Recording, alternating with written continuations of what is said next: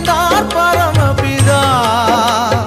சூசை கன்னி மரியின் மடியில் தவழ்ந்தார் இயேசுபிரான். கேளுங்கள் தரப்படும், தட்டுங்கள் திறக்கப்படும், தேடுங்கள் கிடைக்கும் என்றார்.